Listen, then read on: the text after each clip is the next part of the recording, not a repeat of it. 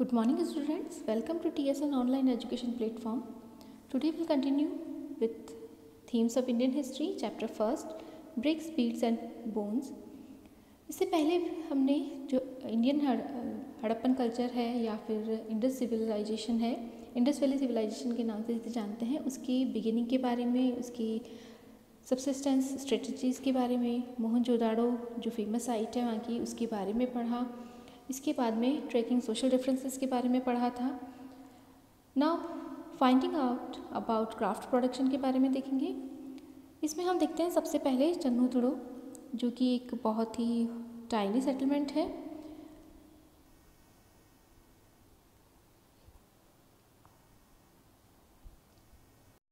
मोहनजोदाड़ो के कंपैरिजन में एक बहुत ही छोटा सेटलमेंट था और ये पूरी तरह से क्राफ्ट प्रोडक्शन के लिए डेडिकेटेड था। यहाँ पर बीड्स बनाने का, शेल की कटिंग का, मेटल जो वर्क है वो होता था। इसके अलावा सील्स मेकिंग और वेट मेकिंग का वर्क यहाँ पर होता था। ये जो वर्क किया जाता था, जो इसमें जो मटेरियल्स लगता था उनको क्लासिफाइड किया गया है। इसमें सबसे पहले stones, second metals, third other materials और जो उनके शेप्स होते थे उसमें उनको अलग अलग क्लासिफाइड किया है। सबसे पहले हम देखेंगे इसमें स्टोन्स, तो जो बीड्स बनते थे तो उनमें किस टाइप्स के स्टोन्स का यूज़ होता था। तो इसमें सबसे पहले कार्नेलियन, जैस्पर, क्रिस्टल, क्वार्ट्ज और स्टीएटाइट जो स्टोन थे उनका मोस्टली यूज़ होता था। नेक्स्ट इज़ मेटल, तो मेटल में कॉपर, ब्रोंज और गोल्ड का मोस्टली यूज़ किया जाता था। अदर मटेरियल्स में शेल, फियांस, टेराकोटा और बर्न्ड क्ले से बीड्स या जो भी चीज़ें क्राफ्ट की वहाँ पे बनती थी उसमें इन सबका यूज़ होता था। नाउ जो बीड्स बनाए जाते थे उनमें जितने भी अब तक के मिले हैं बीड्स, उनमें अलग अलग शेप्स हैं, न्यूमरस शेप के बीड्स मिले हैं। इनको क्लासिफाइड किया है डिस्क शेप्स की, सिलेंड्रिकल, स्पेरिकल, बैरल शेप और सेगमेंटेड। ये जो बीड्स बनाए जाते थे उनमें दो पत्थरों को या दो स्टोन को आपस में जोड़कर या फिर उनको गोल्ड से कैप कर लगाकर इनको बनाया जाता था। इसके अलावा कुछ बीड्स को पेंट करके या इंसाइजिंग से या फिर उनको एज्ड करके कुछ उन पे खोद करके कुछ डिज़ाइंस बनाई जाती थी। इसके साथ ही जो भी टेक्निक्स यूज़ होती थी, डिफरेंट टाइप्स के जो मटेरियल थे, स्टोन्स थे, उनके लिए सभी के लिए अलग अलग टेक्निक्स की यूज़ किया जाता था ताकि अलग अलग साइज़ के डिफरेंट टाइप्स के बीड्स और वेट्स है या जो भी क्राफ्ट वर्क था उसके लिए यूज़ किया जाता था टेक्निक्स को। सबसे पहले हम देखते हैं स्टीएटाइट, जो कि एक बहुत ही सॉफ्ट स्टोन होता है। उसके जो बीड्स बनाए जाते थे उन्हें इतना सॉफ्ट पत्थर होता है कि ताकि आराम से डिफरेंट साइड्स के डिफरेंट टाइप्स के शेप्स के बीड्स बनाए जा सकते थे। इसके अलावा इसका पाउडर बनाकर एज अ क्ले और उसको पाउडर को मोल्ड से अलग टाइप के मोती बना सकते थे। क्योंकि ये बहुत सॉफ्ट होता है इसीलिए जो हार्ड स्टोन होते हैं उसके कंपैरिजन में इससे डिफरेंट शेप के मोती बनाना बहुत ही इजी था।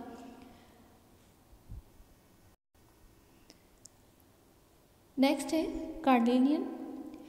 ये एक रेड कलर का पत्थर होता है। आर्कियोलॉजिस्ट के अकॉर्डिंग इसका जो रॉ मटेरियल होता है वो येलोइश होता है, लेकिन जो स्टोन मेकिंग या इसका जो बीड्स मेकिंग की अलग अलग जो स्टेजेस होती है उसमें फायर से इसको इतना पकाया जाता है कि इसका जो कलर होता है वो येलो से रेड हो जाता है। सबसे पहले इसके जो नोड्यूल्स होते हैं, जो बड़े बड़े पत्थर टुकड़े होते हैं, उनको जिस साइज़ के बीड्स बनाने होते हैं उनमें तोड़ा जाता है। उसके बाद में और उसको फाइनल टच देते हुए उसको शेप दिया जाता था। अब बीड्स बनाने के लिए उनमें ड्रिल करना भी ज़रूरी होता है। बिना ड्रिल के वो काम में नहीं आएंगे, इसलिए जो कुछ ऐसी साइट्स हैं जहाँ पर इस तरह के ड्रिल टूल्स मिले हैं, ड्रिलिंग टूल्स, जिसमें चन्नूदड़ो है, उसके अलावा लोथल और रिसेंटली धोलावीरा में इस तरह के जो टूल्स हैं जो ड्रिलिंग के काम में आते थे वो मिले हैं। नाउ बालाकोट और नागेश्वर ये ऐसे सेटलमेंट्स हैं जो कि कोस्ट के नियर थे, समुद्र के किनारे पे या जहाँ कोस्ट होते थे उनके पास में सेटलमेंट बने हुए थे।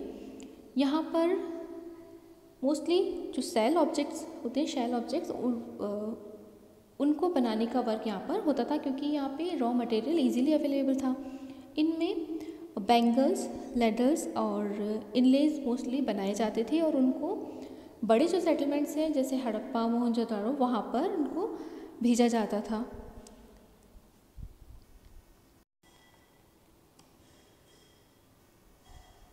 यहाँ बालाकोट और ये नागेश्वर जो कि बिल्कुल सी कोस्ट पे है। Now identifying centre of production.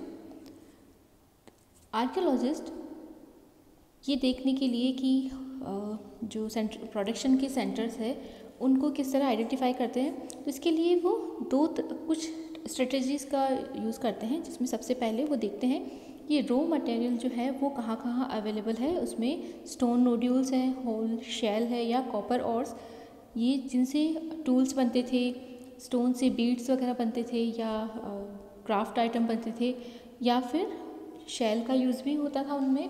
तो ये जो रॉ मटेरियल है वो कहाँ अवेलेबल है, सबसे पहले तो वो फाइंड आउट करते थे।